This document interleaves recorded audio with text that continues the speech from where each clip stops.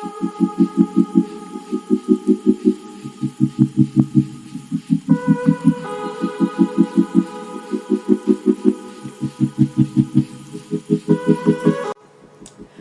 there, I am Dr. Amadake. Alright, so we are continuing with our series on getting into a PhD. Today, I want us to talk about getting into a university. So, how do you select a suitable university for you?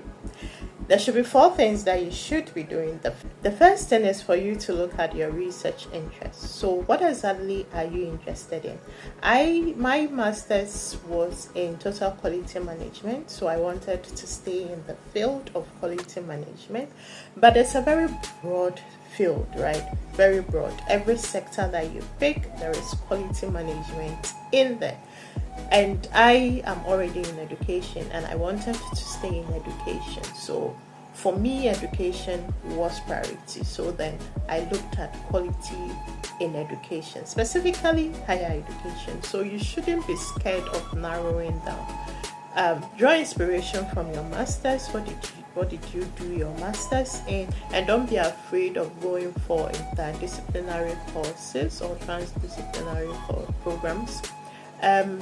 Because it broadens your horizon and then also your knowledge, right? So don't. And then the second one is to explore research programs, right? In getting a school, it's important that you look out for the programs that are out there. You know your interests, what programs are there, where are they located. Location is very important. For me, location was important because I had my HND in Ghana, my first degree in Ghana, second degree in Ghana. So I wanted that culture change. And a lot of us from Africa, we tend to be overly focused on the global north, right? So the US, specifically Europe and US. So we want to go there. And then maybe now China. But then also look at Africa. When I started application and then they mentioned South Africa in 2016, I said, no, what the hell am I going to do there? Because the truth is, you watch the internet space and then the feedback is not really great about how other Africans are treated in South Africa. Xenophobia was in the news, and I totally said no, right? When I tried Europe, issues with visa, issues with funding, and then my boss, the same person who recommended South Africa, came back and said, South Africa, right? South Africa.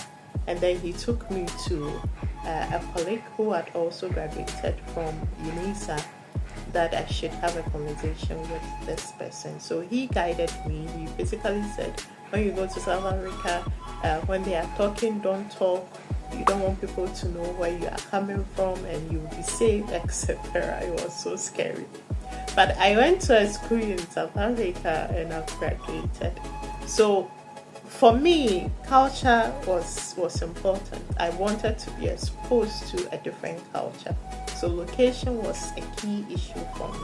And then the issue of funding too is important because South Africa, their PhDs are quite affordable than a lot of European countries, and highly competitive, rigorous, and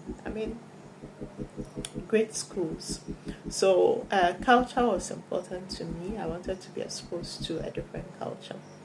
So think about that location, and then also think about funding. How are you going to be funding your education? There are some universities that provide funding. There are others that give you part funding. There are others that do not give you funding at all.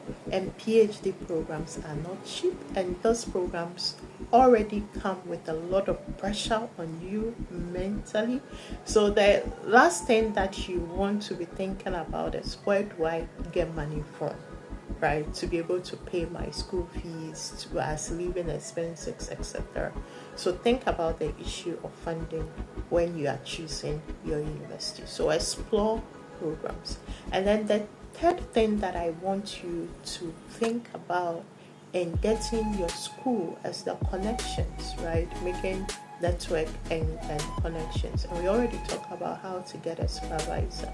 But then also you can reach out to old students, people who are already in PhD programs, and talk to them about the school that they are in, especially when you're going to be an international student, right? Talk to them about the school that they are in and how they are being treated as international students. I'm saying that you should look at Africa. Kenya has very good schools. Uganda, Ghana has beautiful schools to explore. So Namibia, you name it, right? So if you're an African, think about Africa. But also very important, network. Reach out to your friends on TikTok. Someone is talking about school, reach out to them about how their program has been and how the school treats them as international students.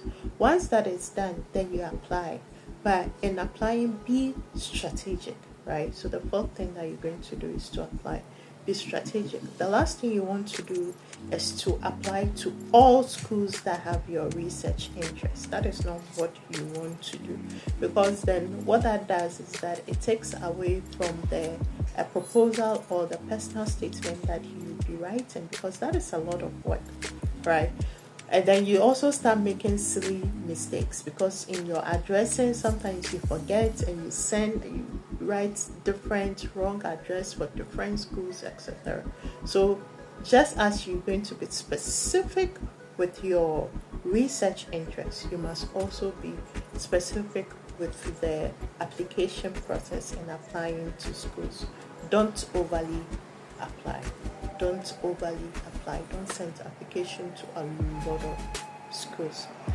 Okay, so that is it for me. You are doing 4 things. You are thinking about your research interests, narrowing it down. What field do you want to conduct your research in specifically? Exploring research programs, very important, right? Location, funding, it's key. And then you also want to connect, right? Create network, reach out to people for feedback, find your supervisor, connect with professors, with doctors, with students, and then the last thing, the 4th thing, is to put in your application and pray for the best outcome, right? Okay, so that is it for me today. If you have any questions, please put it in the comments. Tell me the school that you are targeting, the country that you are targeting, and how you are trying to get into it. And then also like and subscribe as we continue with the conversation. See you in the next one. Bye.